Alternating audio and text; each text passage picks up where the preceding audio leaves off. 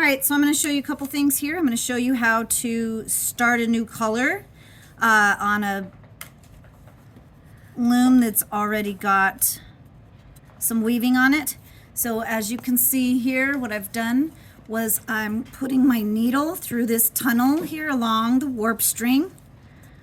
And now I have to help it through by pulling on the tunnel, the strings in the tunnel. Now I'm going to pull the string through, or the yarn, through to right about there. That's a good 3 inches or so. And sometimes other tails that you've tucked will come out here. If that happens, you just tuck them in by just using your end of your needle to push them back in. And then now I'm going to start a new row with this white here. You can see that this yarn right here is going over the warp string. So that means this one's under. Sometimes it's hard to tell. So this one's under.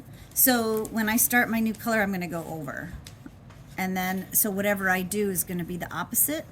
Now with this row, I'm going to just go this far,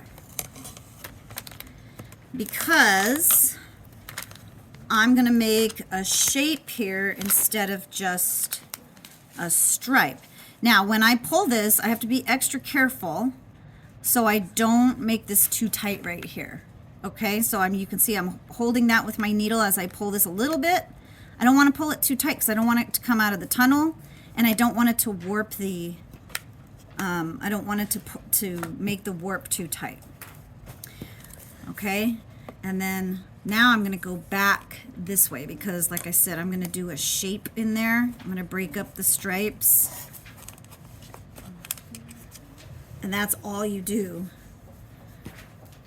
Now when you want to, you're going to have to fill in the other side eventually with whatever other color you want, and when you do that, you're going to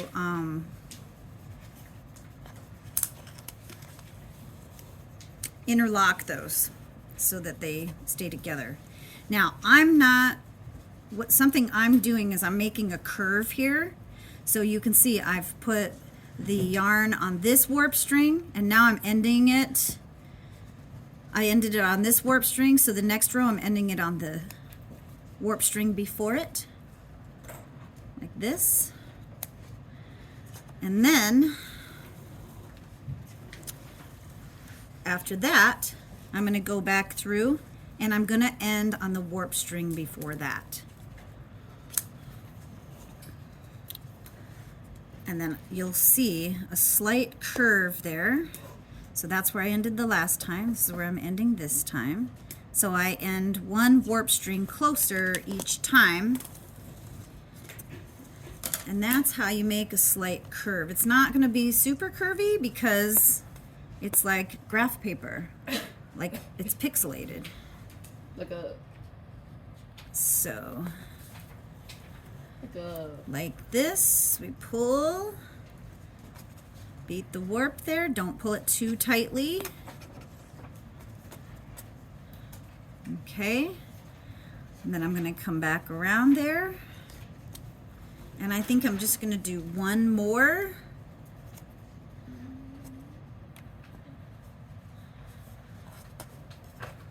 So you can see here on this row I ended on this warp string.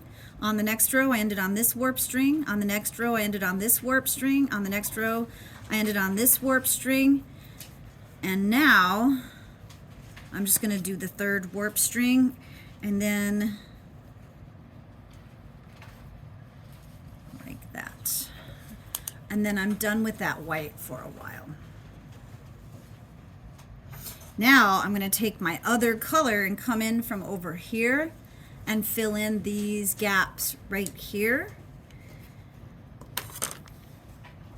And I don't have my color handy, so that'll have to be another video.